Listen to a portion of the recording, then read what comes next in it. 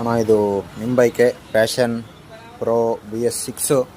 ಇದಕ್ಕೆ ಆ್ಯಕ್ಚುಲ್ ಅಂತಂತಂದರೆ ಈ ಬೈಕ್ ಕಿಕ್ ರಾಡ್ ಇಟ್ಕೋವಲ್ದು, ಬೈಕ್ ಪಿಕಪ್ ಇಲ್ಲ, ಓವರ್ಟೇಕ್ ಮಾಡಿಸ್ಕೊಂಡು ಸುಮ್ಮನೆ ಒದರ್ತತ್ತೆ, ರೇಸ್ ಜಾಸ್ತಿ ಇರುತ್ತೆ, ಪಿಕಪ್ ಇಲ್ಲ, ಮೈಲೇಜ್ ಇಲ್ಲ, ಬೈಕ್ ಹೀಟಿಂಗ್ ಪ್ರಾಬ್ಲಮ್ ಕೂಡ ಜಾಸ್ತಿ ಈ ಕ್ಲಚ್ ಬಿಟ್ಟು ಅಂತಂದರೆ. ಇದಕ್ಕೆ ರೀಸನ್ ಬಂದು ಕಸಿ ಅಂತಂದರೆ ಕ್ಲಚ್ ಬಿಟ್ಟು ಹೋಗ್ಯಾವ. ಸರಿ, ನಾವೇನಂತಂದ್ರೆ ಕ್ಲಚ್ ಬಿಟ್ಟು ಅಂತಂದು ಕ್ಲಚ್ ಬಿಟ್ಟು ಚೇಂಜ್ ಮಾಡುವಂಥ ಬಿಚ್ಚಿ ನೋಡಿದ್ರೆ ಕ್ಲಚ್ ಕಪ್ಪು ಪ್ಲಸ್ ಕ್ಲಚ್ ಸೆಂಟ್ರ್ ಎರಡು ಹೋಗ್ಯಾವ.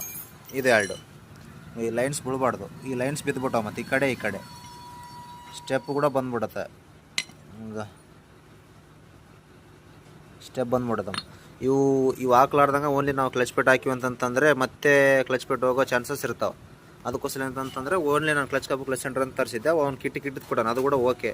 ಇವಾಗ ಏನು ಮಾಡೋಕೆ ಅಂತಂದರೆ ಸ್ಟೀಲ್ ಪ್ಲೇಟು, ಕ್ಲಚ್ ಕಪ್ಪು, ಕ್ಲಚ್ ಸೆಂಟ್ರು, ಕ್ಲಚ್ಚು ಸ್ಪ್ರಿಂಗ್ಗಳು, ಟೋಟಲ್ ಇವು clutch spring, plate, Bolt, bearing, ಈ ಸೆಟ್ ಬರ್ತಾವೆ. ಮತ್ತು ಇದು ಇಲ್ಲೈತೆ ನೋಡಿ ಸೆಟ್ಟು, ಇದು ಎಲ್ಲ ಟೋಟಲ್ ಅಸೆಂಬಲ್ ಬರ್ತೈತೆ. ಮತ್ತು ಔಟ್ರ್ ಏನಿಲ್ಲ, ಇನ್ನು ಇದ್ರನ್ನ ಔಟ್ರನ್ನ ತೆಗೆದುಬಿಡೋದು, ಸುಮ್ಮನೆ ಅಸೆಂಬಲ್ ಅಟ್ಯಾಚ್ ಮಾಡೋದು, ಪ್ಯಾಕಿಂಗ್ ಹಾಕಿ ಕಾಯಿಲಾಗಿ ಫಿಟ್ ಮಾಡಿಬಿಡೋದು ಅಷ್ಟೇ.